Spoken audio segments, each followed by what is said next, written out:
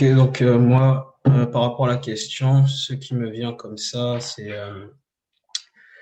pour ne pas donner accès au diable de notre vie, c'est vraiment de garder au fait son armure, d'avoir l'armure complète, toujours l'avoir. Donc toujours garder cette espérance du salut, voilà, toujours pratiquer la justice, être dans la vérité, avoir la parole, garder la foi. Et donc en gros, voilà, voilà toujours le zèle de l'évangile et puis prier en tout temps. Donc, bon, je pense que c'est une réponse assez générale. Maintenant, après, il y a peut-être des particularités. Euh, donc, bon, moi, c'est ce qui me vient comme ça, en fait, que je pourrais donner comme réponse. Voilà. Ok, merci mon frère Nicolas. Donc, la question est posée aussi à tout le monde, aux autres. Comment ne pas donner accès à Satan dans nos vies?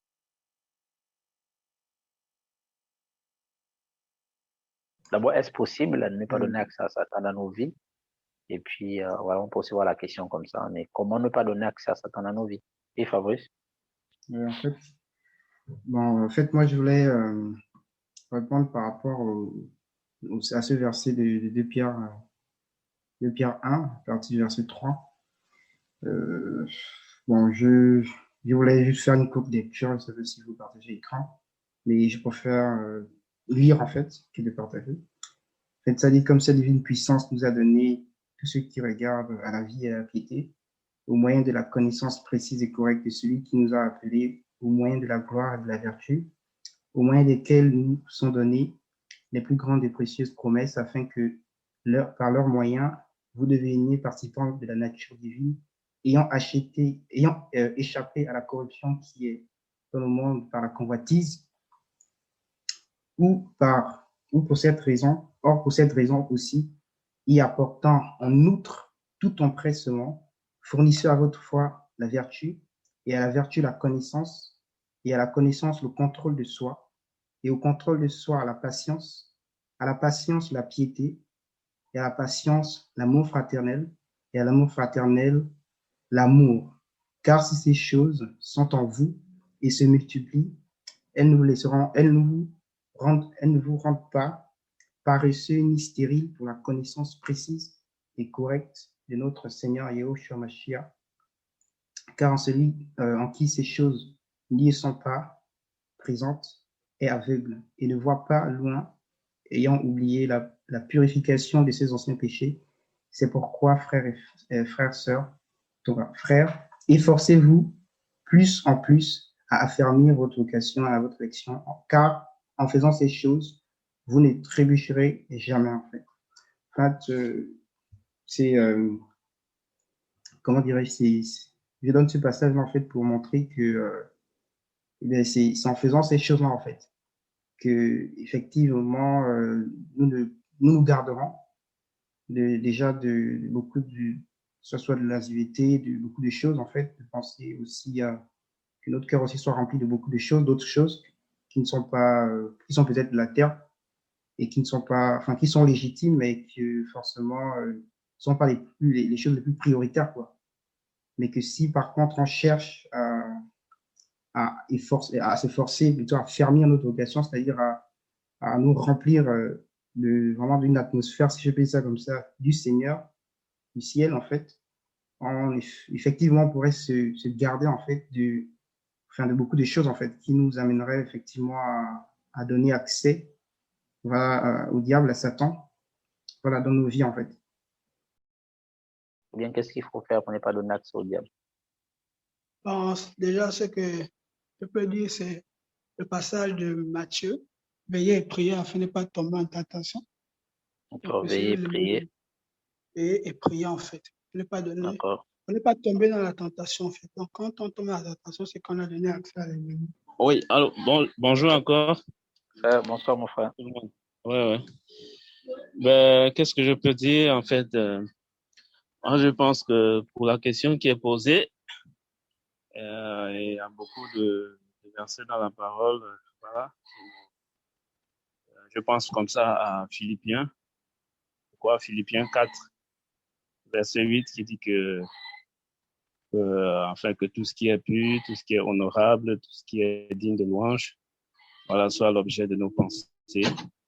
Et je crois la suite dit que, en fait, si on garde nos pensées en Mashiach, voilà, le Seigneur nous préservera, je dis ça, je paraphrase, nous préservera du mal, quoi, gardera nos cœurs et nos pensées en Jésus-Christ, quelque chose comme ça. Je pense que on ne se lève pas comme ça pour pécher, voilà, ça commence par la pensée, ça commence dans le cœur et ensuite, voilà, si on ne repousse pas cette mauvaise pensée, bien cette oppression lancée par l'ennemi, on finirait par tomber dedans dans le péché, quoi. Donc, c'est veiller, voilà, sur nos pensées, veiller sur ce que nous regardons, veiller sur ce que nous faisons. Et puis, comme quelqu'un disait, essayer de créer autour de soi un environnement propice à notre foi, en fait. Comment faire pour ne pas donner accès au diable? On vient pas de commencer. D'accord. C'est une bonne question. C'est le combat du chrétien tous les jours, je vais dire. Mais le plus important, comme j'ai entendu tout à l'heure, c'est de demeurer au pied du Seigneur. Et surtout pour moi, ce que je peux dire, c'est la sanctification journalière, sanctification quotidienne qui est la méditation de la parole, c'est cette eau qui nous purifie, le miroir dans lequel on se mire, et aussi la prière, très très important. Le Seigneur va dire dans les évangiles de prier et de veiller, c'est deux choses qui vont ensemble en fait. C'est pas, voilà, c'est pas, il n'y a pas une méthode à faire, il n'y a pas une méthode typique, mais c'est vraiment d'être fidèle au Seigneur, surtout d'être vrai quand ça ne va pas. Quand c'est chaud, être vrai. Dire, Seigneur, là, ça ne va pas. Si on sent que c'est compliqué, on sait qu'il y a des frères aussi qui peuvent nous porter. C'est important de partager nos galères. J'ai envie de dire, le corps est là pour se soutenir. Donc, voilà. On entend, mais parfois on ne comprend pas. Donc, le chemin, là, c'est entendre, comprendre et appliquer. Beaucoup entendent,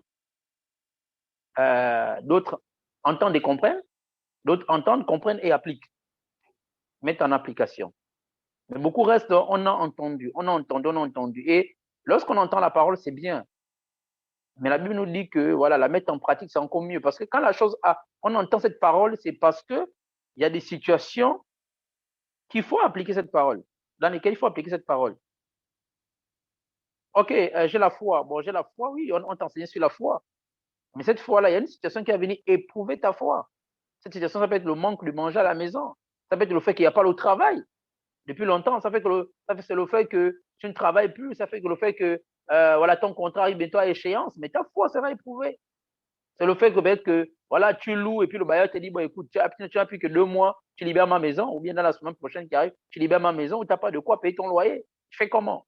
Mais le message que tu as entendu sur la foi, et c'est là il faut appliquer ce message. Et cette parole doit être vie en nous. Nous, la parole, elle est esprit. Bon, on écoute. Waouh, c'est super. C'est la parole. On dit amen. C'est la parole. Mais lorsque maintenant la situation arrive, mais on doit voir que tu appliques cette parole dans cette situation. C'est comme quand on va à l'école. À l'école, tu arrives en cours, on va t'enseigner les maths, les physiques, tu auras toutes les formules, le reste là. Tu vas aller à la maison, tu vas étudier. Mais pour savoir si tu as compris, c'est le jour où il y aura l'examen. Le jour où il y aura le devoir. C'est là où on va voir l'application de tout cela. C'est pareil dans le Seigneur. Le devoir, c'est lors de chaque situation, on doit appliquer ça. Ça, de manière générale. Et pour revenir à la question, je pense que toutes les réponses que les uns et les autres ont données, elles sont bonnes. Mais qu'est-ce qu'on peut retenir de toutes ces réponses? On va voir que, je crois qu'il y a un frère qui parlait de garder l'armure, garder la foi. Mais est-ce que lorsqu'on garde l'armure, on garde la foi, on n'a pas déjà donné accès à Satan dans nos vies? Si, pourtant on a gardé l'armure. Pourtant on a gardé la foi. Beaucoup d'entre nous péchons. Pourtant on a la foi. Mais si ce n'était qu'avoir la foi, on ne devait pas pécher. Parce qu'on a un adversaire qui est redoutable. Même si on combat dans la victoire, il est redoutable, hein, cet adversaire-là, le diable. Et ces derniers temps, je le réalise encore. Et le Seigneur dit que Du moins, dans Luc 4, on le voit. Dans Matthieu 4, il est venu, il a tenté le maître. La Bible nous dit qu'il a transporté sur une montagne. Donc, Satan a transporté notre maître sur la montagne. Il a montré en un instant tous les rois. C'était pas en esprit, hein. Il a vu les royaumes là comme ça. Il dit, si tu te prostères devant moi, mais je te donne tout ça. Ça veut dire qu'il lui a donné une vision éveillée. Tiens, voilà. Parce qu'il a vu tout ça. Ce n'était pas imagé comme des gens disent, oh non, c'est imagé, etc. Non, c'est une vision qu'il a eue de tous les royaumes en un instant. Je pense que la montagne qu'il lui a amené là et tout, voilà, tu vas voir tous les royaumes, toute la terre, etc., tout ça et tout. Il a donné une vision, il a tout vu. Toute la gloire, tout ce qu'il y avait. À cette époque, je ne sais pas moi, ce qui était en Égypte, en Syrie, je ne sais pas où là, il a tout montré. Aux Amériques, il a tout montré. Tous les continents, il a vu, il a dit tout ça là. Tu m'adores, je te donne ça. Il a transporté. Ce n'était pas dans un songe, il tentait de dormir, non, il a transporté. C'est vrai qu'on comprend que le maître a, voilà, le Seigneur a permis qu'il puisse le transporter, ça c'est clair. Mais c'est pour dire que ici, là, on prend souvent ce parole pour montrer qu'il ne s'est pas laissé tenter, qu'il a résisté, etc. Oui, on peut aussi voir ça autrement. Il a pu transporter notre maître, il a pu lui donner une vision. C'est pas à nous qui ne va pas transporter. C'est pas à nous qui ne va pas donner des visions. Ça s'appelle les visions de mariage, ça s'appelle les visions de travail, c'est les visions qui sont dans ton cœur. Tu refus de mourir à la vision qui est dans ton cœur. Tu tiens mordicule dans la vision qui sont dans ton cœur. Comme je me souvenais d'une sœur avec qui je discutais, elle me dit non, elle est amoureuse d'un païen. Je lui dis non, ça là, c'est pas bon. Je l'ai déconseillé, mais elle est quand même tellement, il y avait la pression, elle allait voir le païen pour lui dire que non, voilà, j'ai des sentiments pour toi. Heureusement que le Seigneur l'aime beaucoup, hein, mais le païen là, aurait vraiment pu profiter de cette situation, la faire chuter dans le péché. Oh non, c'est elle, ma femme. Et quand il part là-bas, mais finalement, la sœur est déjà engagée, mais finalement, qui t'a parlé? C'est quel Dieu? Qui t'a donné cette pensée? Donc, on voit que on peut être dans la crainte de Dieu, dans la sanctification. Parfois, ses frères et ses sœurs, quand ces pensées, ça nous est tous arrivé ici. Pas qu'on a même un mauvais cœur, hein. On est convaincu de ça.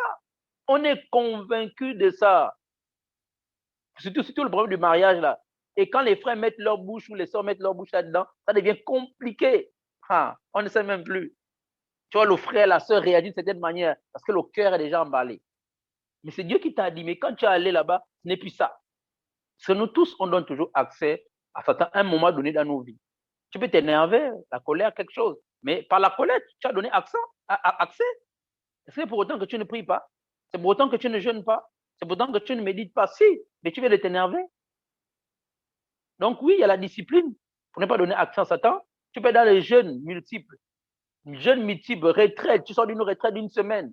Tu vas dehors comme ça, tu vois une fille mal habillée. Tu as regardé, c'est parti déjà. Mais tu as donné accès. Donc, réellement, il est difficile, sinon rare, de ne pas donner accès à Satan dans nos vies. Chacun d'entre nous, au moins une fois, on a donné accès à Satan dans nos vies. Je nous assure. Pourquoi on demande pardon en réalité? Pourquoi la Bible nous parle d'attrister le Saint-Esprit? Pourquoi la Bible nous demande de ne pas attrister le Saint-Esprit? Parce qu'on est susceptible d'attrister. Et chacun d'entre nous, ici, on a attristé déjà le Saint-Esprit.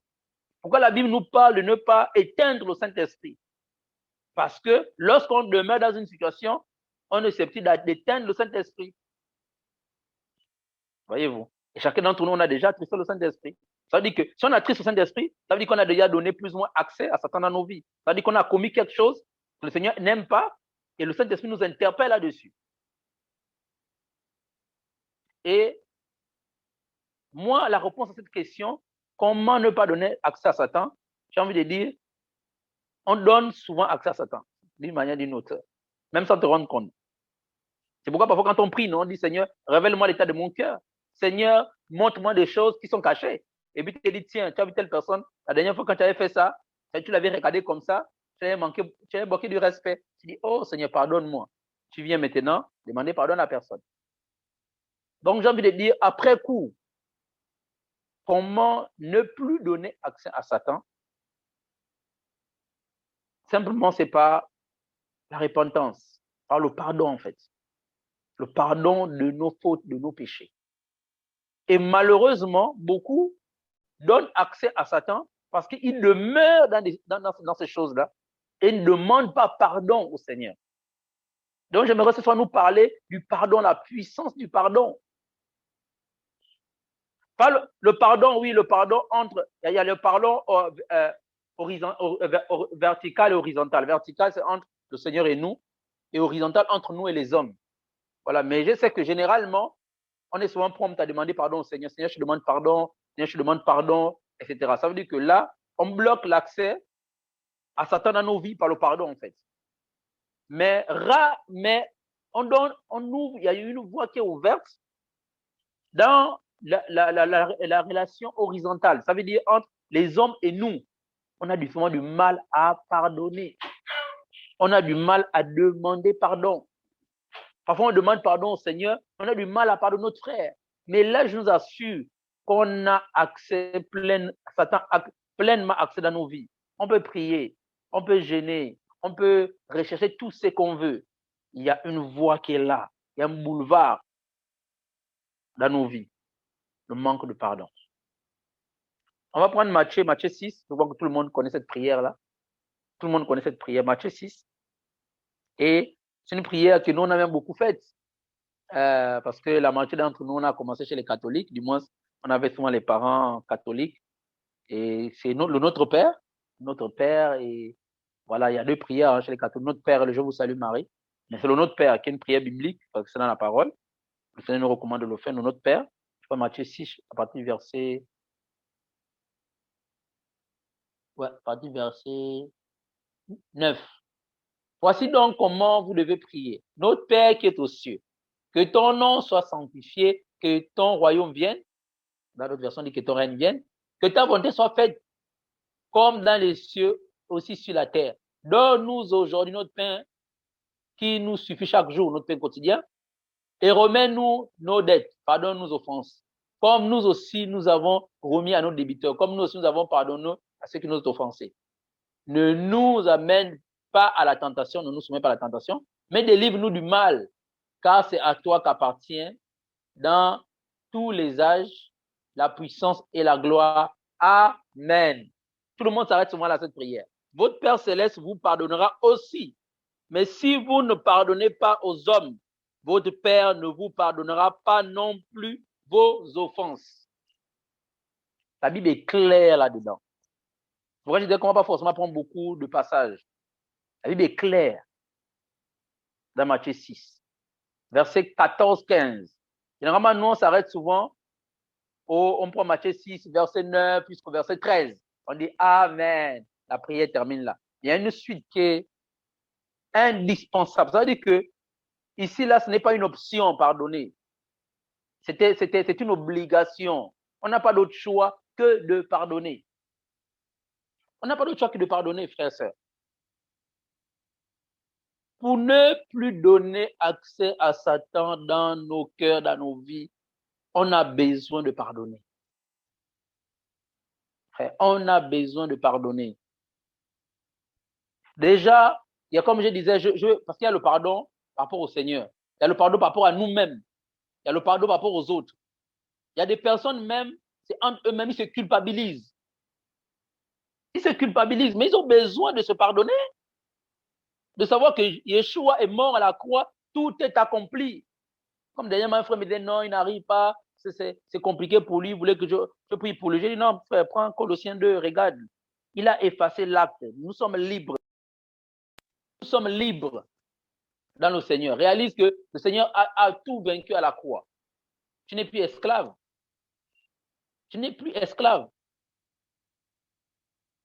Donc, on a besoin de se pardonner à nous-mêmes. Pourtant, tu peux prier, tu peux jeûner, tu peux méditer. Mais si tu ne te pardonnes pas à toi-même par rapport à ce que l'ennemi peut t'accuser, ça ne peut pas aller. Moi, j'aimerais vraiment accentuer ici mon encouragement, mon exhortation sur le pardon réciproque qu'on doit avoir les uns vers les autres. Et le Seigneur est clair. Mais si vous ne pardonnez pas aux hommes, votre Père ne vous pardonnera pas non plus vos offenses.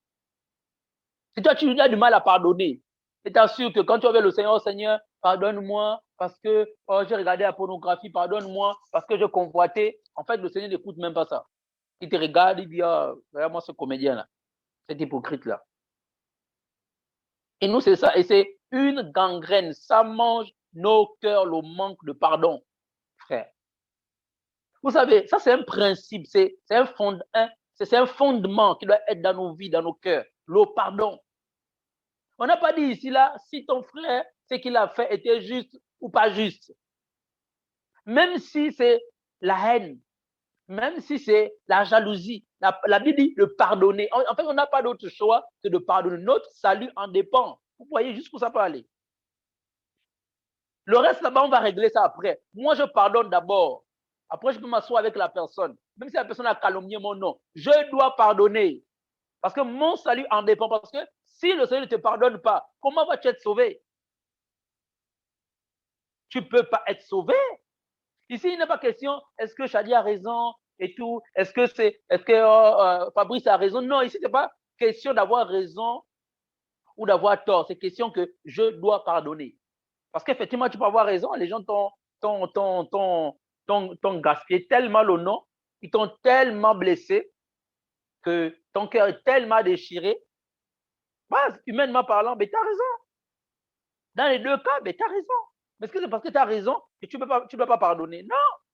Dans d'autres cas, c'est toi qui peux avoir tort. C'est toi qui as commencé à aller, par exemple, quand la Bible dit que non, on doit souffrir, mais pas de... Voilà, tu peux souffrir parce que tu as raconté des mensonges sur quelqu'un et puis il t'enferme, mais tu as tort. Tu l'as toujours pardonné. Donc ici, ce n'est pas question, est-ce que j'ai tort, est-ce que je n'ai pas tort? Ici, c'est question du pardon. Parce que c'est quelque chose qui nous sauve, qui nous délivre. Manque de pardon. Et moi, je vais m'accentuer sur ça. Ça peut d'avoir accès au Seigneur, d'avoir accès à sa présence. Même le Saint-Esprit sera attristé. Vous vous rendez compte? Même le Saint-Esprit ne sera pas en mouvement en nous. Et aussi, même les choses que Dieu te confie. Tu ne peux plus recevoir des choses du Seigneur par rapport aux choses que le Seigneur te confie. Donc, même l'œuvre que le Seigneur a prévu faire avec toi, tu n'iras jamais loin avec. Parce que tu as le manque de pardon. Les gens vont te voir vivant, mais tu es mort. Comme Apocalypse, là.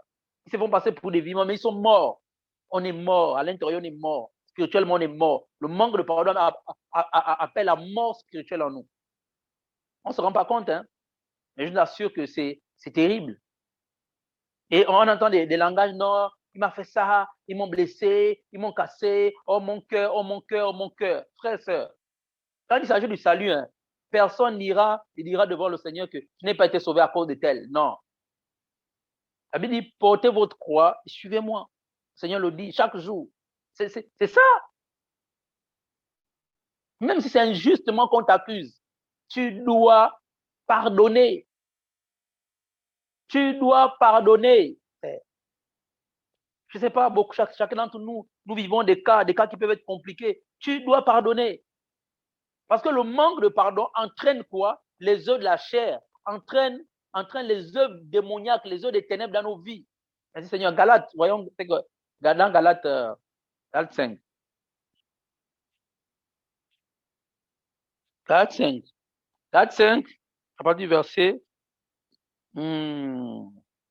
16. J'ai dit donc, marchez selon l'esprit et vous n'accomplirez pas les désirs de la chair.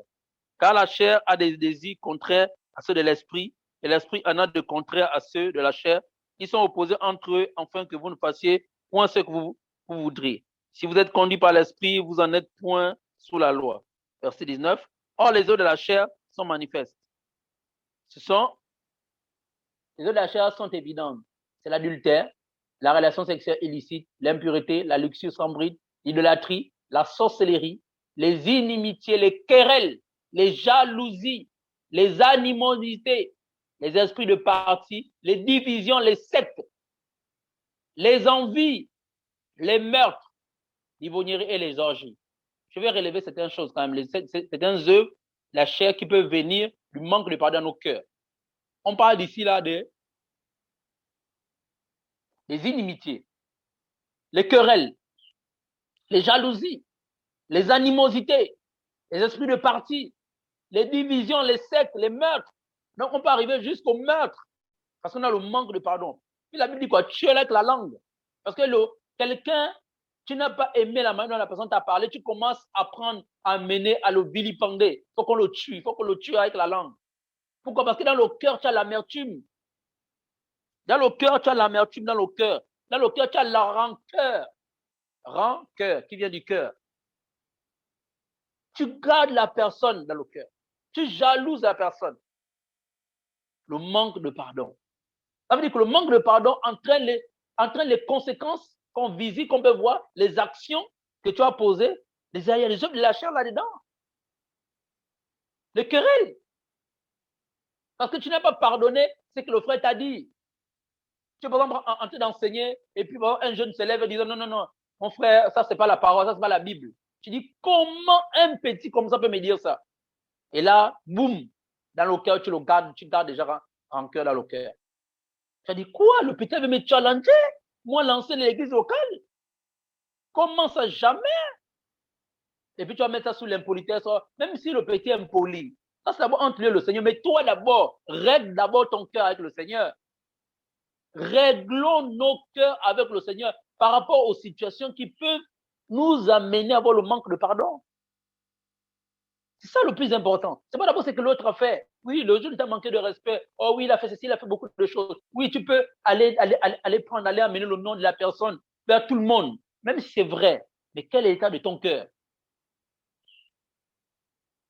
Ça, c'est dans le meilleur des cas. Hein. Voilà, parce que la personne a mal parlé de toi. Mais on va réaliser que dans la plupart des cas, généralement, il y a quelque chose qui est enfanté, en fait, de cela. Tu vois, ça va enfanter des choses. Le manque de pardon. Parce que la personne t'a mal regardé. Parce que le manque de pardon vient de quoi? De toi. Hein? La personne t'a mal regardé. Comme un frère, un jour, il dit à un autre frère que non, à la fin de la réunion, bon, je le vois et tout, il me dit non, le frère, quand il me regarde, j'ai l'impression qu'il me voit que je suis perdu. Je suis convaincu de ça. Le Saint-Esprit me convainc que le frère là, il ne m'aime pas. Je dis, mais mon frère, comment tu peux te laisser avoir aussi facilement par Satan comme ça? J'ai appelé le frère, j'ai dit, frère, viens. Voilà ce que le frère l'a dit de toi.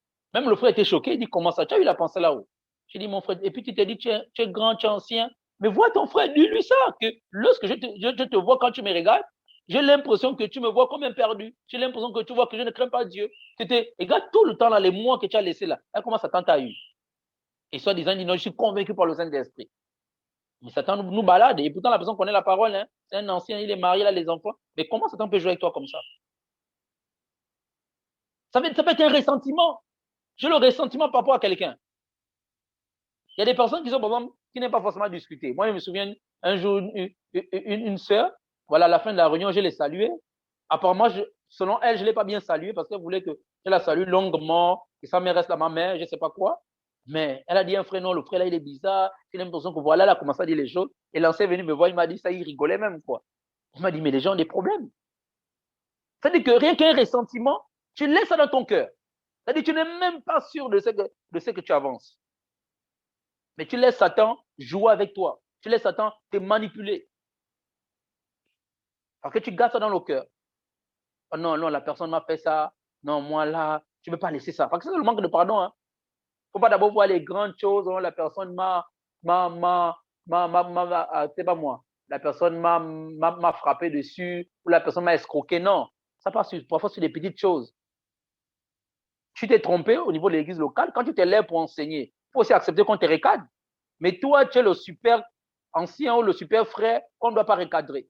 Et quand tes frères te disent, ah frère, quand je regarde là, c'est pas comment on sonne la parole, alors que les chrétiens de Béret, ils examinent la parole devant Paul.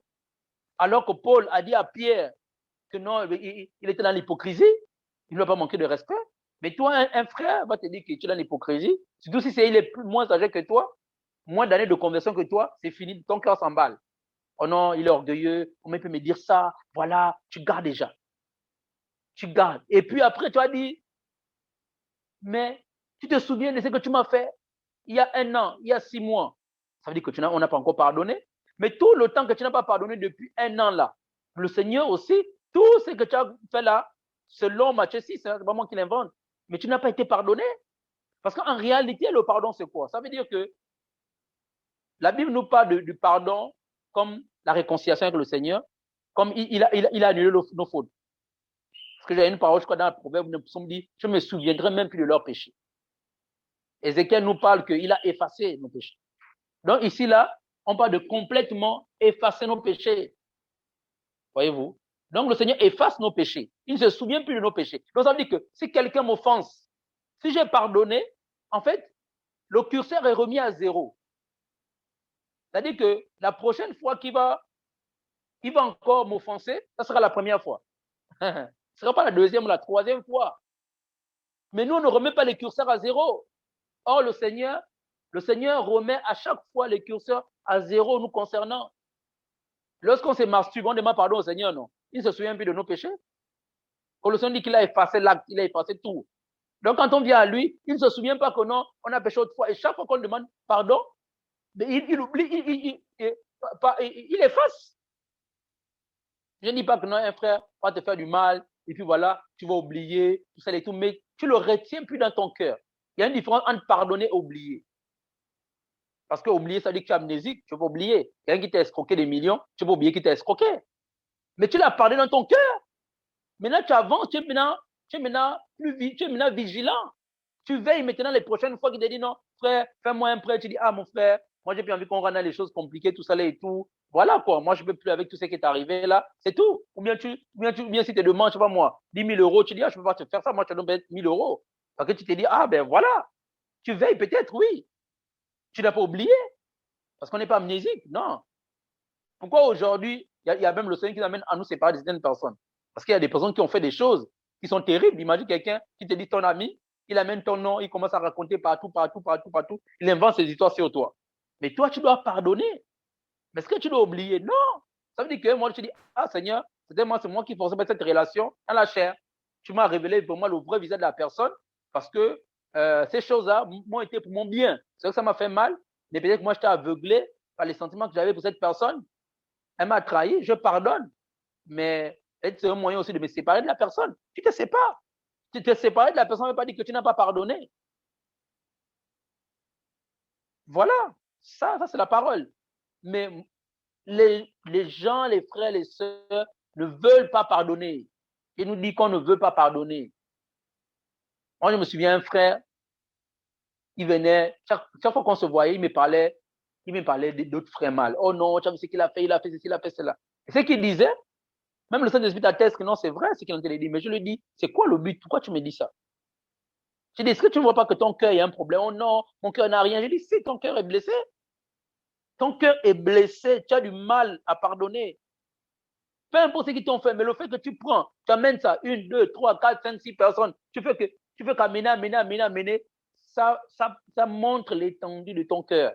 Ça montre combien de fois tu es blessé. Et ce frère-là, je vous assure, à un moment donné, j'ai dit non, ne me raconte toutes tes histoires. C'est qu'on constitue un réseau de personnes qui adhèrent à nos choses. Si c'est la jalousie, là, on va communiquer aussi la jalousie vers d'autres personnes. On sait qu'ils ont des portes ouvertes aussi. Ils ont été blessés on les appelle, tu as vu, non, on m'a fait ça. Or, toi, quand l'autre était tombé ou bien qu'on l'a chassé, tu as dit beaucoup de choses sur elle. Mais vu que ça t'arrive maintenant à toi, tu trouves maintenant comme allié la personne. Parce que ton cœur est rempli de manque de pardon. Si c'est les querelles là, les animosités là, tu n'as pas aimé ce que l'autre t'a dit, tu commences à amener son nom. Oh non, tu vois, lui, il pense que quoi, c'est lui le meilleur, il n'y a que lui qui sait prêcher. Oh non, tu penses que c'est elle, il n'y a que elle que quoi. Oh, son mari, oh, sa femme. Tu peux aussi aller répandre ça, comme on dit au Gabon, au Congo, ça, tu ramènes. Et derrière, il y a la sorcellerie même. Derrière, là, c'est même les divisions. Pourquoi? Parce que si, voilà, moi je prends quelque chose sur Fabrice, jamais ça va être Nicolas. Mais à force tout le temps de parler avec Nicolas, c'est que je suis un frère qui craint le Seigneur, il va prendre position pour moi. Et là, c'est maintenant quoi? Les esprits de parti. Et c'est comme ça qu'il va commencer à mal voir Fabrice, pas par rapport à ce que lui-même il a vu, pas par rapport à ce qu'il a écouté, parce qu'il a écouté une partie. Est-ce que tu as écouté l'autre partie? Non, tu as écouté une partie et tu t'es fait une opinion sur une partie. Pas forcément même écouter la personne, parce qu'il y a des personnes qui sont loin, tu peux pas écouter, mais tu peux quand même discerner. Et le Seigneur nous amène un esprit de discernement. Moi, je peux écouter quelque chose sur un frère, mais quand le frère m'a parlé, tu vas discerner que lui, là, il est blessé. Ce qu'il dit là, il y a une partie de vrai, peut-être à 40%, mais il y a 60% de faux dedans. Et tu le reprends. Tu vois? Parce que tu es blessé, parce que la personne est blessée. Les gens vont toujours nous blesser. Voilà, on dit souvent c'est le Seigneur qui blesse, c'est lui qui guérit. Je ne vais pas trop développer ce passage. Mais quand je dis, c'est lui qui permet. Même si c'est faux, il permet, frère. Mais nous, parce qu'on va être sauvés, parce que notre salut compte, parce que notre salut est important, faisons le point avec le Seigneur. Je nous en supplie. Réglons ce qui a réglé, frère. Non, Gaël peut mal parler, c'est des exemples que je prends, hein, parce que c'est des frères que je connais. Gaël peut mal parler de moi, et puis j'entends ça. Ça fait mal, frère. Ça fait mal. D'où des personnes avec qui tu as marché, ça fait mal. Oh, le frère là, c'est un faux frère. Le frère n'est pas converti. Tu dis, waouh, Seigneur. Mais est-ce que c'est pour autant que tu as commencé à décrocher ton téléphone appelé? Oh oui, oh, tu as vu, on a dit ça de moi. Hein, Laurie, tu vois ce que les gens disent de moi? Oh oui, Fanny, tu as vu, tu as vu, tu as vu. Mais c'est quoi le but derrière? Et tu as commencé à suyer les frères comme ça. Et même là, tu deviens sorcier parce que tu vas empêcher les frères et les sœurs d'aller au ciel. Comment? Parce que eux, les frères, vont avoir une potion dans le cœur. Une potion contre le frère. Ça veut dire que eux, tu vas les amener à voir aussi, ne plus avoir le pardon du Seigneur. Je prends un exemple. Un frère fait quelque chose contre toi. Il a murmuré contre toi, je ne sais pas quoi. Tu prends ça. Tu dis non, tu as vu le frère là. C'est qu'il pense. Le frère là, lui, il ne m'aime pas. Lui là, il a la sorcellerie. Lui là, il raconte. Il amène mon nom, il amène mon nom. Ça peut être vrai, ça peut être faux. Mais on reste sur cet exemple. Et quand tu veux me dire ça, moi, si je n'ai pas la maturité de discerner parce qu'on se connaît, et certainement, il y a aussi les sentiments qui sont là-dedans, je peux être attaché à la personne. Si je n'ai pas la maturité de discerner que la personne là est blessée, quand tu me vois là, le manque de pardon. Moi, je commence aussi à voir bizarre. Je ne sais pas moi si c'est Fabrice. Je commence à voir Fabrice bizarre. Oh, Fabrice, ça, c'est un sorcier. Hein? Oh, comment il peut faire ça? Lui, il a la sorcellerie. Et dans mon cœur, je commence aussi à fermer Fabrice. Quand je vois Fabrice me salue. J'ai même du mal à le saluer. Lui là, non. Lui là, c'est un frère étrange, il est bizarre. Mais dans mon cœur, je commence j'ai enfermé aussi Fabrice. Dans mon cœur, je commence à voir un manque de pardon par rapport à Fabrice. Alors Fabrice ne m'a rien fait. Parce que j'ai entendu des choses et j'ai pris une attitude qui sont les œuvres de la chair dans mon cœur vis-à-vis de lui. Mais ça fait que là, tout le temps que je suis là, je suis en train de vivre, je ne sais pas moi, le problème de Gaël, alors que c'est Gaël qui a fait un problème avec Fabrice. Moi, je suis maintenant là, je plus de position pour Gaël. C'est comme si tes esprits là aussi, je suis maintenant ces esprits. Et ça fait que comme ça, je ne suis pas sauvé.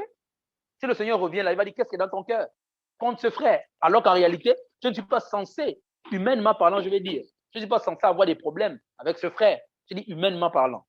Parce que humainement parlant, on peut arriver avec un problème. Voilà, tu peux gifler même quelqu'un, vous êtes en discussion, il commence à insulter ta mère, tu le gifles. Après, tu fais quoi? Tu te répands, tu demandes pardon à la personne, tu t'humilies. Donc, ça peut arriver. Oui, péché, ça peut arriver.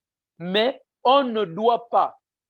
Moi, je refuse qu'un chrétien me dise, oui, ça se comprend d'avoir un manque de pardon dans nos cœurs. Ça ne se comprend pas, je suis désolé. Ça veut dire que notre salut ne compte pas. Ça veut dire que notre salut n'est pas aussi important que ça. Merci Saint-Esprit. Matthieu 5. Matthieu 5. Parce qu'on aime trop avoir des excuses. On aime trop se dire, oui, c'est lui qui a commencé. Oui, ici, là, je précise bien, je ne suis pas dans qui a tort, qui a raison.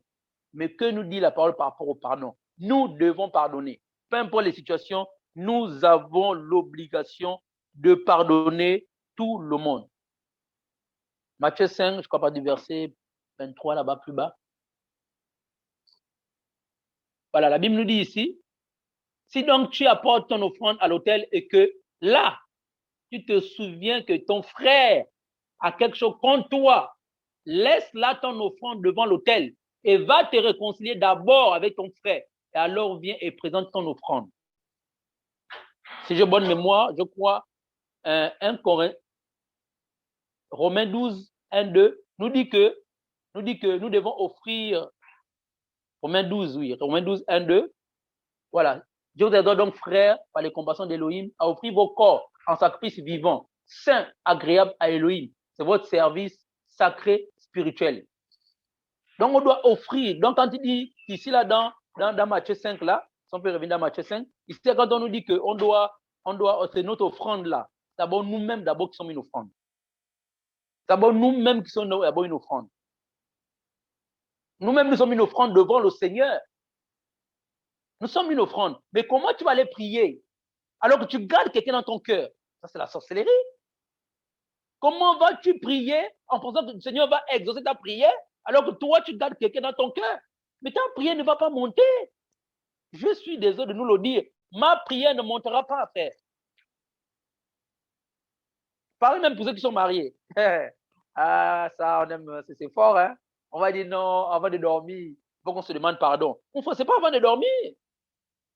C'est pas avant de dormir. Donc, le Seigneur revient la nuit. C'est-à-dire que si je comprends ce langage-là, on dit non, c'est avant de dormir. Il ne faut pas que, c'est pas moi, le jour se couche, tout ça et tout, voilà. Non. C'est-à-dire que là, en fait, on ne demande pas pardon comme on priait hier là parce que par amour, on le fait parce que, ah non, je n'ai pas envie de rater le ciel, il faut que je demande pardon. Non, on doit le faire avec amour parce qu'on a compris la chose. Ici, il ne faut pas attendre que non, le soleil se couche avant de dormir. Après, tu dis à ta femme, ah voilà, papa, on a fait, hein, je demande pardon. Hein? Donc, juste pour apaiser ton cœur. Après, tu as, ah, c'est la religion. Tu as mal fait, le Seigneur t'interpelle là-dessus. Tu n'as pas aimé comment ta femme t'a parlé, comment ton mari t'a parlé, pour ceux qui sont mariés. À un moment donné, quelque chose commence à ne vouloir naître dans ton cœur. Tu commences à regarder la personne bizarre.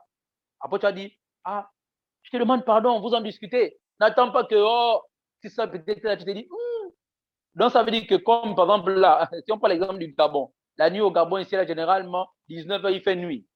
Donc, ça veut dire que moi qui suis au Gabon, je vais demander pardon à mon épouse, par exemple, à 19h, parce que faut pas que la nuit se couche. Donc, ceux qui sont en France là-bas, si la nuit tombe à 21h, c'est à 21h qui va demander pardon, mon ami. Mais dans ce cas, si le Seigneur vient à 19h, moi, j'aurais demandé pardon, mais toi, tu ne seras pas enlevé, parce que toi, il faut encore jour chez toi. Ah, c'est une image. C'est pour dire que c'est à tout moment. C'est à tout moment, frère. Je nous en supplie, le pardon est important. Il est important. La Bible dit que si tu apportes ton offrande à l'autel et que là, tu te souviens que ton frère a quelque chose contre toi, on n'a pas dit que toi, tu as quelque chose contre ton frère. Ça veut dire que toi, il n'y a rien. Mais c'est ton frère qui a quelque chose contre toi. Va demander pardon. Va te réconcilier.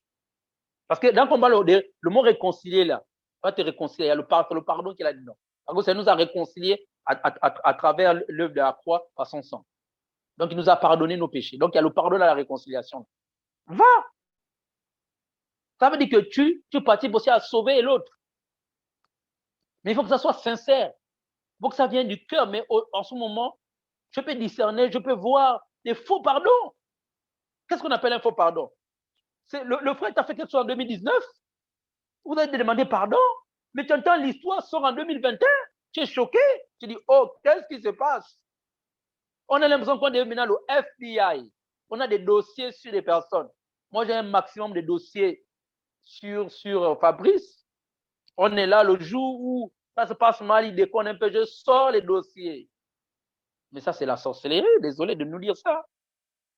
Ça dit que tout ce temps-là, tu n'as pas pardonné, il m'a fait ça, il m'a fait ça, il m'a fait ça. Est-ce que le Seigneur nous rappelle nos fautes? Reste sur le présent. Le frère a commis, c'est pas moi, les attouchements avec une sœur. On est en 2018. On l'a repris, on l'a fait asseoir. C'est passé. On est en 2020. Le frère n'est jamais marié en 2021. Pourquoi ramener cette histoire-là en 2021?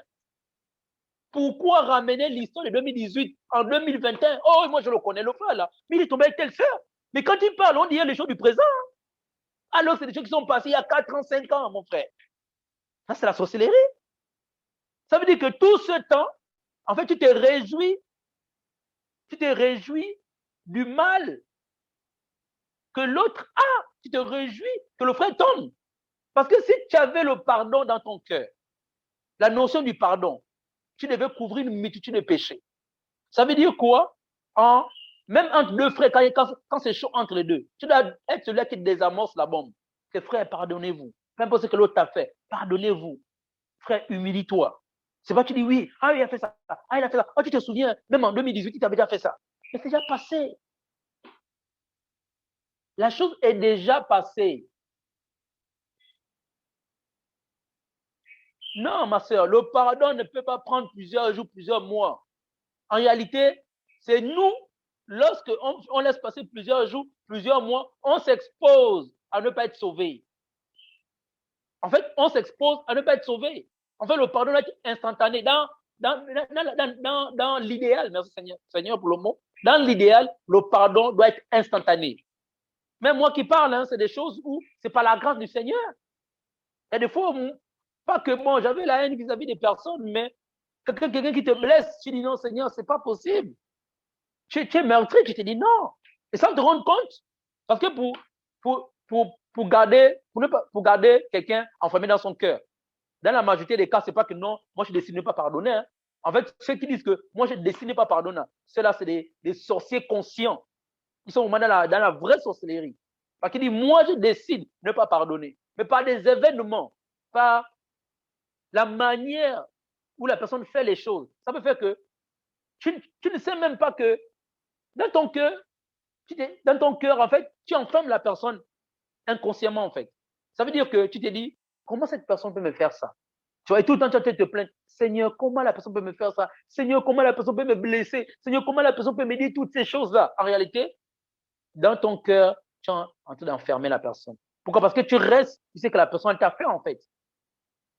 Pour savoir que tu es restauré, c'est-à-dire que tu passes à autre chose.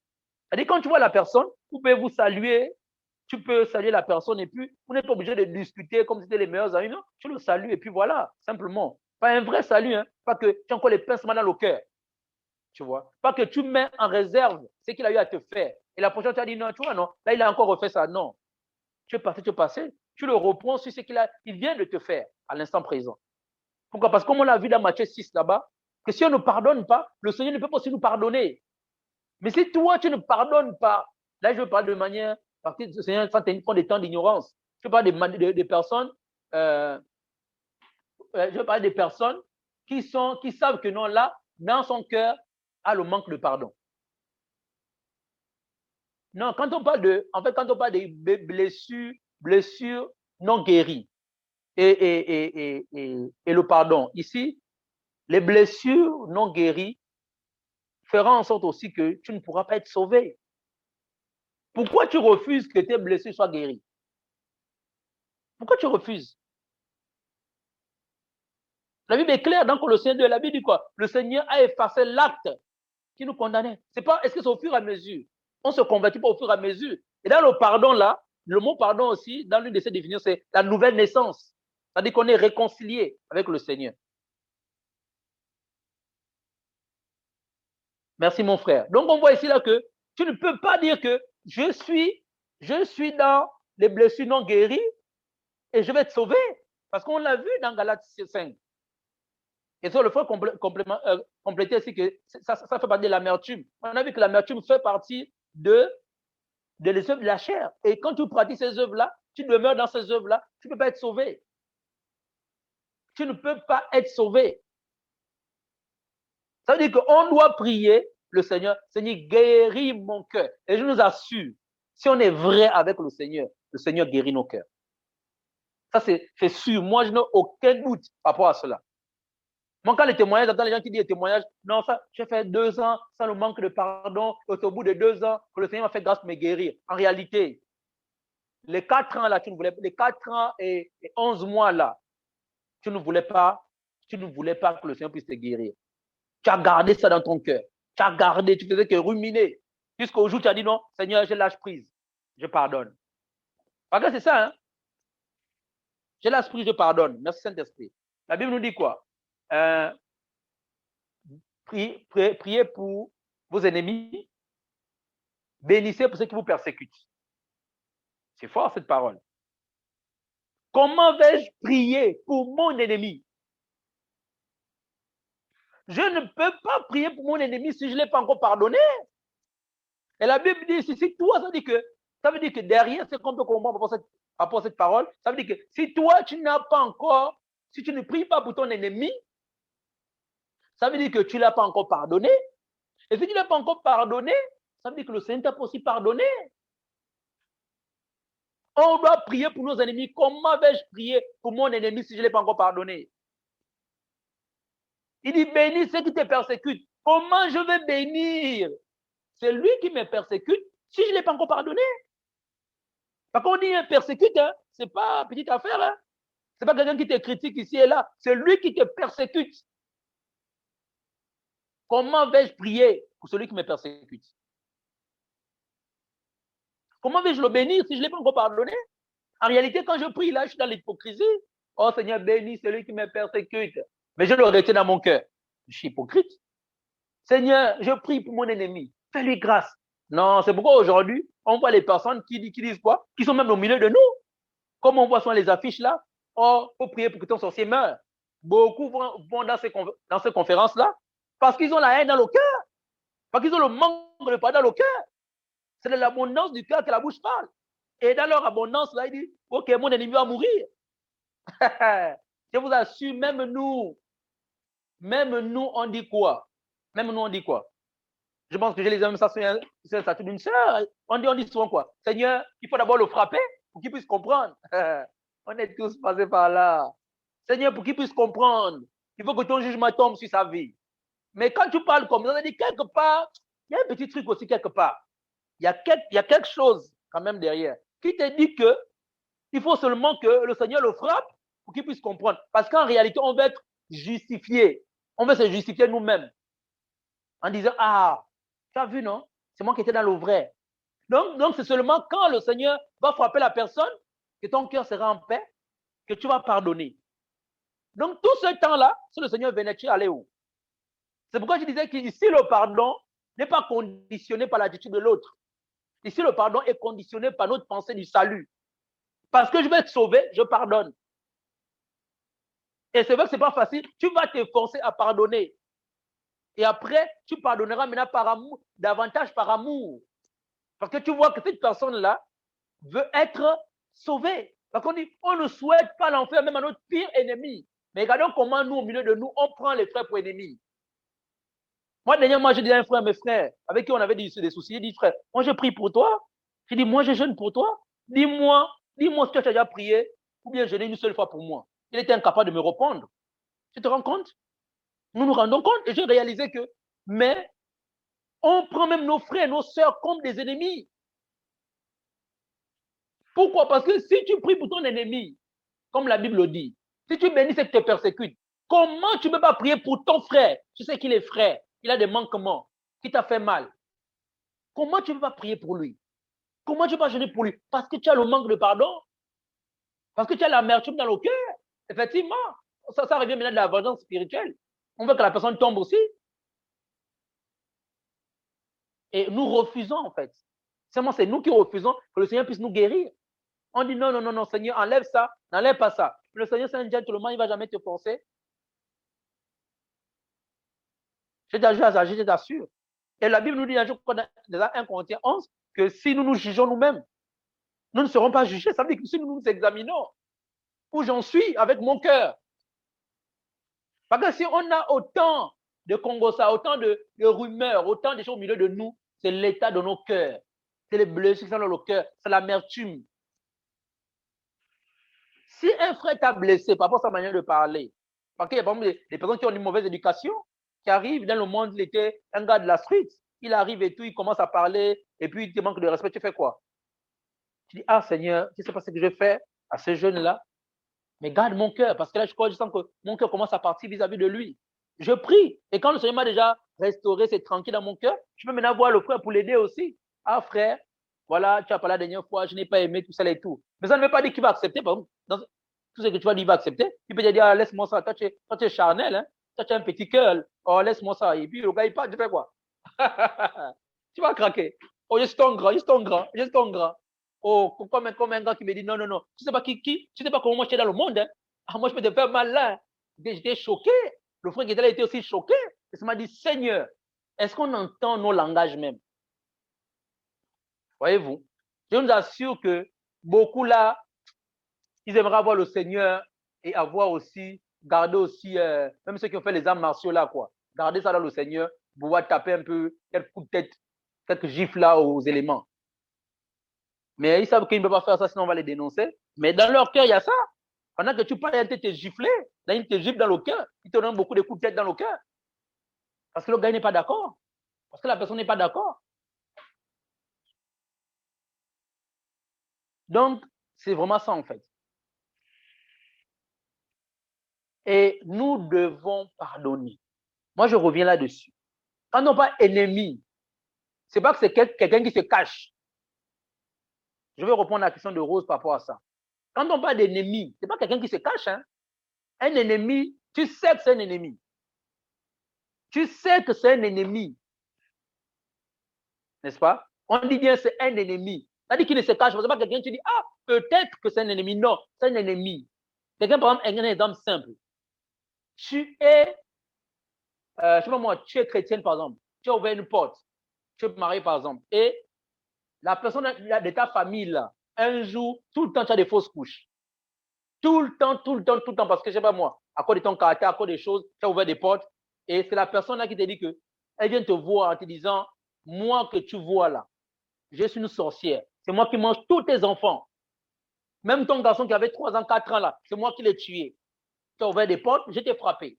Là, ça devient un ennemi. Hein? Mais la Bible dit quoi? De prier pour la personne. Et comme je disais tout à l'heure, je ne peux pas prier pour la personne si je ne l'ai pas encore pardonné dans mon cœur.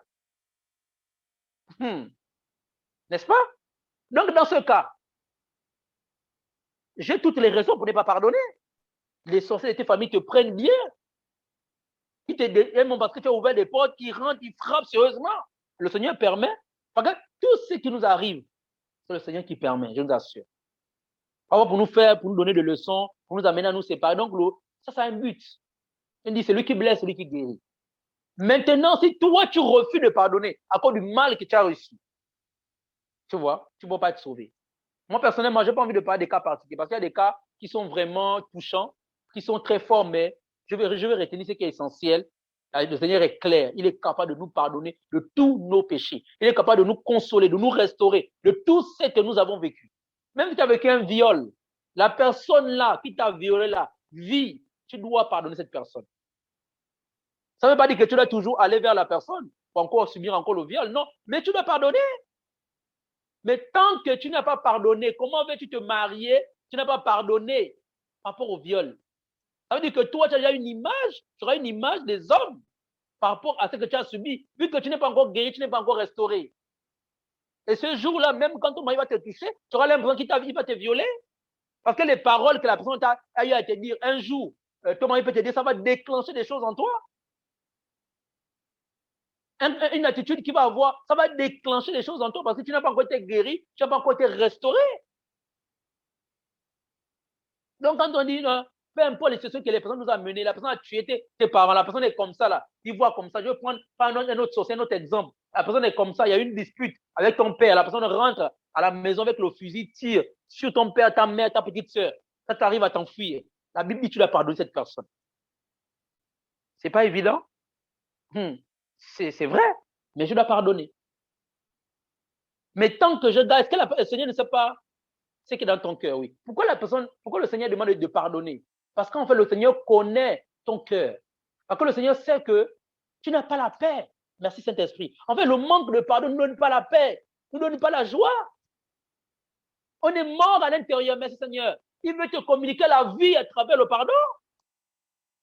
Et quand tu vas parler de cette personne, tu seras libéré parce que c'est un fardeau, c'est un poids, le manque de pardon. C'est vrai que c'est difficile. Le Seigneur veut te libérer de ce fardeau. Le Seigneur veut te libérer de ce fardeau. Oui, effectivement, le pardon, c'est un processus de la guérison des blessures.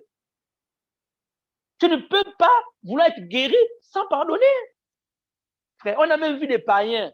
Quelqu'un a tué son fils. Au tribunal, la personne dit non, je pardonne, parce que je vais être libre. Waouh, des païens. Mais nous, on va regarder au milieu de nous, il y a beaucoup de manque de pardon. Et là, on a pris des cas graves. Hein. Ma soeur Rosanne a pris des cas graves, des cas qui sont réels. Mais je nous assure, pour très peu au milieu de nous, très peu au milieu chrétien, on ferme quelqu'un dans son cœur. Pour très peu, on a le manque de pardon. Très peu dans nos cœurs, on a le manque de pardon. On va prendre un autre passage. Merci Seigneur pour parler de cela. Pour très peu, quelqu'un t'a mal regardé, manque de pardon. Quelqu'un t'a dit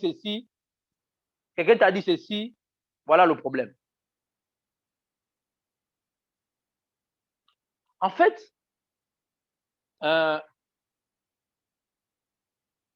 nous avons beaucoup de choses dans le cœur. Le Seigneur veut nous réparer. Il dit, il est venu pour ceux qui sont malades, qui ont le cœur meurtri, blessé, voilà ceci. Et le Seigneur, en fait, ce processus prend du temps Parce que c'est nous qui voulons que ça prenne du temps. Pourquoi? Parce que, attends, c'est limiter le Seigneur. Le Seigneur ne peut pas te délivrer en un instant. C'est de ce que tu as subi, du viol, c'est ce que tu as subi, c'est pas moi, de bastonnage parce qu'on t'a tapé, tout ça là et tout. Comme je dis l'exemple là, on a tué tes parents, tout ça devant toi. Ça, le Seigneur est capable de te délivrer de cela. Mais seulement parce que c'est difficile pour nous, n'est-ce pas, que ça prend du temps. Maintenant, le Seigneur, c'est un père. Le Seigneur, c'est un père parce que le pardon doit être instantané. N'est-ce pas? Le pardon doit être instantané. Tu dois pardonner. De manière instantanée, tu dois pardonner. Maintenant, la guérison, c'est comme une blessure. Il y a la rééducation. Quand tu as pris des coups, etc. Ça fait que tu as déjà pardonné la personne dans ton cœur. La personne qui a commis le viol, reste cet exemple-là. Tu l'as pardonné, tu dis, Seigneur, je sais que sans le pardon, si je ne le pardonne pas, je ne suis pas libéré dans mon cœur. Je n'ai pas la paix dans mon cœur. Et je sais que toi aussi, tu ne vas pas me pardonner. Parce que je t'aime, je le pardonne. Seigneur, je lui pardonne. Maintenant, ce n'est pas du jour au lendemain que maintenant je vais aller faire samba à la personne. Ce n'est pas du jour au lendemain que je vais accepter que la personne vienne chez moi. Ce n'est pas du jour au lendemain que je vais accepter encore de discuter normalement avec la personne, c'est un membre de ma famille. Non, là, il y aura un processus pour restaurer toutes ces choses. Mais déjà, dans mon cœur, j'ai pardonné. C'est comme un frère qui prend ton nom, qui l'amène, qui calomnie ton nom. Mais tu dois, dès que tu as le retour de toutes ces choses, tu dois déjà pardonner cette personne. Tu as la capacité, parce que le Seigneur te donne la capacité. Tu t'acceptes simplement. Seigneur, je veux pardonner. Libère-moi de ces choses qui sont dans mon cœur. Maintenant, tes relations avec la personne ne vont pas se restaurer du jour au lendemain, non. Tu vois, il y a un processus. Parce qu'à un moment donné, tu vas dire, est-ce que je ne peux pas encore me confier à la personne? Est-ce que la personne ne va pas encore me trahir? Donc, tout ça là, tu essaies maintenant de voir. Donc, la personne va maintenant, voilà, je ne sais pas moi, comment je peux appeler ça, peut-être mériter ta confiance. Voir si tu peux encore davantage lui faire confiance pour la suite. Oui, tu es maintenant prudent, etc. Tout ça et tout, parce que tu ne veux plus retomber dans les mêmes choses. Par exemple, tu as dit une parole, et puis ta parole, en amenant en disant, Shadil a dit ceci, et ça a été mal vu. Maintenant, prochainement, quand tu vas discuter avec cette personne-là, tu vas choisir tes mots. Tu vas être le plus clairement explicite. Ou bien tu vas discuter de très peu avec la personne pour que ça ne crée pas autre chose. Tu vois. Et là, c'est jusqu'à ce que le Seigneur restaure totalement les choses. Voilà, tu vas complètement discuter, etc. Comme je disais, on n'oublie pas. Voilà, on est sur notre gars, quelqu'un qui t'a fait du mal 2 ou 3 fois. Tu ne vas pas tout le temps maintenant aller dans ses bras pour te faire encore du mal. Là, maintenant, il y a un problème derrière. Tu veilles maintenant, mais le pardon, nous devons pardonner. Quand la Bible dit priez pour vos ennemis, tu ne vas pas prier pour quelqu'un, tu ne l'as pas encore pardonné. Mais nous, généralement, on est dans l'hypocrisie, on fait semblant, on se dit, Seigneur, j'ai pardonné. Alors qu'en réellement, quand on voit un peu les actes, on n'a pas pardonné. On va prendre la parole dans Proverbe. On n'a pas encore pardonné, en fait. Et nous devons vraiment pardonner. Et je vois des chrétiens, pour si peu, Proverbe 25, pour si peu, on pardonne. On a du mal à pardonner. Voilà, verset 9. Ici, la Bible dit, plaide ta cause contre ton prochain, mais ne révèle pas le secret d'un autre. Merci Seigneur. Voyons. C'est ça en fait. Et aujourd'hui, on voit que les personnes qui sont blessées, tu peux te confier à une personne. Tu l'as confié ta vie. Parce que quoi, bon, c'est un frère tout à l'heure, là, je pense qu'il y a une soeur qui disait que, je crois que c'est Chancel qui disait que, voilà, il faut partager aussi nos combats, partager ce que nous vivons, tout ça là et tout. Tu vas voir la personne.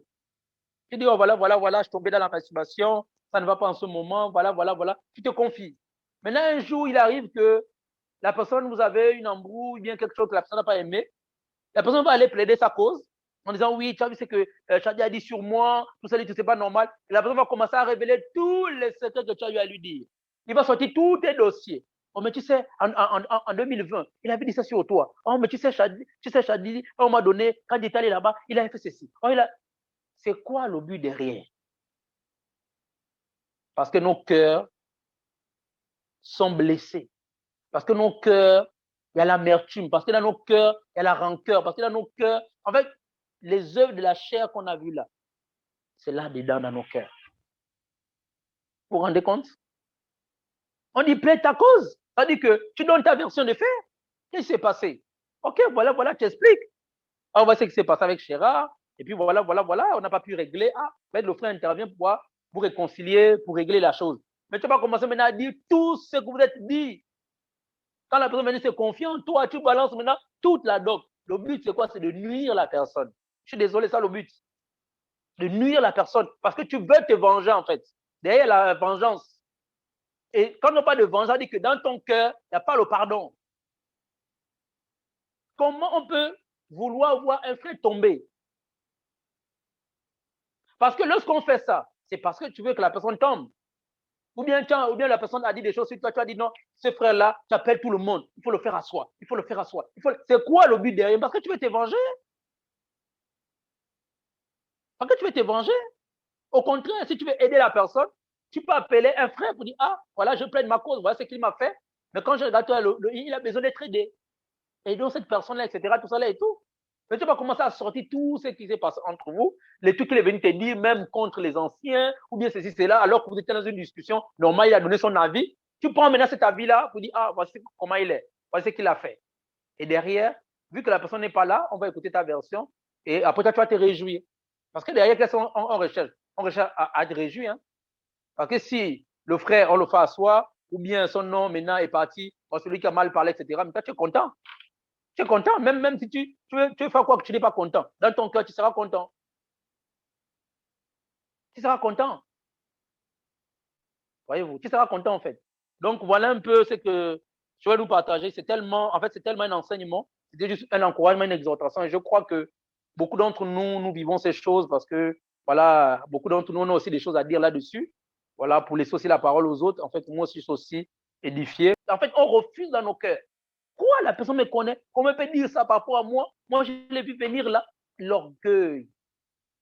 L'orgueil. Et ça aussi, c'est dans nos cœurs. En fait, tout est là, ce manque de pardon va entraîner beaucoup de choses, même l'orgueil dans nos cœurs. L'amertume, on a du mal à libérer la personne dans nos cœurs. En fait, on enferme la personne. Et pire encore, les personnes là, que de rester comme ça avec eux, de régler avec le Seigneur, ils vont entraîner un maximum de personnes autour d'eux. Et ils ne vont pas appeler n'importe qui, ils vont appeler des personnes qui épousent leur pensée. Tu connais, tu as vu ce que Chadé a fait, non? Voilà. Donc, à un moment donné, même si tu ne crois pas, mais si tu entends une fois, deux fois, trois fois, quatre fois, cinq fois des choses sur Chadli, que la même personne va te dire, tu vas finir par croire. Non, mais le petit, il n'est pas sérieux. Hein? Non, mais les petits sont dans le désordre. Hein? Mais les petits, là, voilà. Alors que la personne, tout ce qu'elle raconte là, c'est la conséquence de son cœur, de ses blessures. Et tous les gens qui rappellent les fautes là. Tu m'as fait ça en 2009, donc, quand on avait commencé au Beau Samaritain là-bas. Wow, depuis 2009. Oh, mon frère. Attends, tu retiens quelqu'un tout depuis 2009. Vous vous rendez compte, on peut grandir, hein? On peut avoir des enfants se marier. Mais on a enfermé la personne dans nos cœurs toujours là. Et je vous assure, c'est par la grâce et l'amour du Seigneur. Beaucoup resteront à cause du manque de pardon. C'est pourquoi moi, personnellement, aujourd'hui, je vais conclure par là, c'est le pardon. Moi, personnellement, peu importe ce que la personne m'a fait, peu importe l'attitude de mon épouse, de qui, tout de suite, je pardonne d'abord. Je pardonne tout de suite.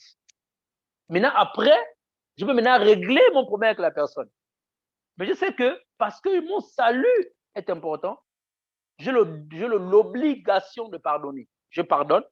Maintenant, après, avant même, je pardonnais. Et puis, tout de suite, je voulais régler la chose. Mais ça crée aussi des animosités, même si tu as pardonné. Là, maintenant, je me calme, je pardonne, je me calme, j'attends que les choses passent. Après, je peux appeler la personne, on se voit, on discute. S'il faut reprendre la personne la parole, je le reprends, je dis c'est pas correct. C'est tout, parce que c'est la parole qui nous recommande ça. Mais j'évite de dire, bon, je vois la personne dans une semaine, c'est quand lui et moi va parler, que c'est après une semaine que je vais maintenant pardonner. Mais si pendant les une semaine là, le Seigneur revient, tu vas aller où? Et pendant les une semaine là, tu as demandé beaucoup de choses au Seigneur, mais le Seigneur ne peut pas t'exaucer parce que tu as le manque de pardon dans ton cœur, parce qu'il y a l'amertume, parce qu'il y a plein de choses dans ton cœur qui sont la conséquence de tu ne veux pas libérer quelqu'un. Donc, même par rapport à ton appel, même par rapport à ton mariage, même par rapport à ce que le Seigneur te confie, tu ne peux pas aller loin, tu ne peux pas grandir, même spirituellement. Tu es immature, tu es un enfant, tu es un bébé. Tu es émotionnellement, tu dépends des gens. Émotionnellement, tu dépenserais. Tu es un enfant. Malgré le titre qu'on va te donner, tu es ancien. Malgré ça fait 10 ans que je suis dans l'œuvre. Tu es un enfant. Comment vas-tu bâtir quelque chose que tu n'arrives pas à supporter? Et comme je disais, c'est vrai, humainement parlant, il y a des choses comme on peut dire, oh, quand même là c'est trop quand même dans le monde, on peut dire ça. Quelqu'un qui a tué tes enfants, quelqu'un, c'est pas moi, un médecin qui t'a charcuté, et puis l'enfant est décédé comme ça, c'est de sa faute, c'est difficile. Mais même là, on doit pardonner. Mais moi, je dis, pour des broutilles, beaucoup iront en enfer. Pour des choses simples, oh, il m'a regardé comme ça. Oh, il a mené mon nom comme ça. Oh, il a dit que voilà, je ne vais pas bien. Oh. Mais si le frère dit que non, Fabrice ne va pas bien, où est le problème? Si tu vas bien, tu dis, Seigneur, moi je ne sais pas pourquoi le frère a dit ça, tu pries. Si le frère te dit non, Nicolas là-bas il est léger. Où est maintenant la guerre entre Nicolas et Chadi parce que Chadi a dit à Nicolas que tu es léger? Il dit, frère, moi je ne vois pas la légèreté là. Ou bien, frère, que le Seigneur soit béni, tu avances. Nous, c'est pour des petites choses parfois. Oh non, il y a d'autres personnes qui sont même spécialistes. Je ne sais pas moi, ambassadeurs du Saint-Esprit pour décortiquer la parole. On va voir, tu vois moi, Alexandra va partager un passage et tout, on va dire, là, je sens qu'elle est en train de parler de moi. Tu sens ça comment? Comment tu vas rentrer dans la tête de l'autre? Je sens quand Chadi partage là, c'est moi qui l'ai en train d'attaquer. Voilà maintenant ton cœur, ça maintenant quelque chose contre Chadi. Frère, si tu sens que la parole qui est donnée te secoue, ça veut dire qu'il y a des choses dans ton cœur. Demande pardon au Seigneur. Réponds-toi et puis tu avances. Mais si la parole là ne t'est pas concernée, laisse la parole, avance. Parce que la parole là, elle va intéresser forcément une personne. Pourquoi tu es convaincu que quand Chadi parle là, c'est toi qui l'as en train de dénoncer? C'est toi qui l'as en train de parler. Même si c'est le cas, mais prends ce que tu dois prendre, bénis le Seigneur et avance. C'est-à-dire que le Seigneur veut enlever quelque chose en toi. Mais nous, parfois, on refuse que le Seigneur enlève des choses en nous. On veut garder ça. On dit non, c'est pas possible. Moi, je ne veux pas. Pour un rien. Oh, quand il parle là, c'est moi qui l'ai en train de parler. Oh non, quand il a fait comme ça là, c'est moi.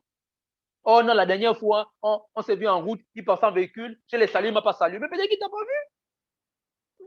Faut à ton frère, dis-lui que quand je passais là, tu ne m'as pas salué. Est-ce qu'on a un problème? La personne va te dire, désolé mon frère, je ne t'ai pas vu. Donc, pendant une semaine là, tu commences à garder le frère dans ton cœur. Ah non, lui, il a un improvise à vie de moi. Et puis tu parles avec ta femme. Tu as vu, non? C'est comment tu trouves ça? Il passe avec le véhicule, je salue bien, je fais bien les deux mains comme ça là.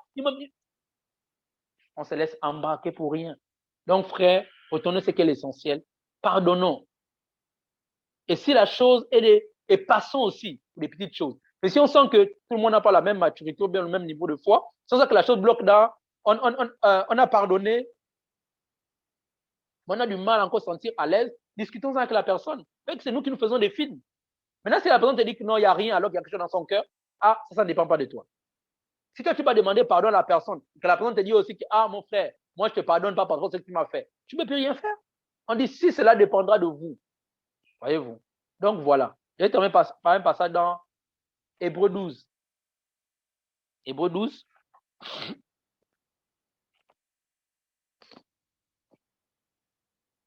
Hébreux 12. Hébreux 12, on descend. Hébreux 12, doucement. Veillez. 12, 15. Veillez à ce que personne ne se prive de la grâce d'Élohim, à ce qu'aucune racine d'amertume poussant en haut ne vous trouble et que beaucoup ne soient souillés par elle. C'est un long sujet, un gros sujet. Et voilà. Donc, que le Seigneur soit béni dans la paix.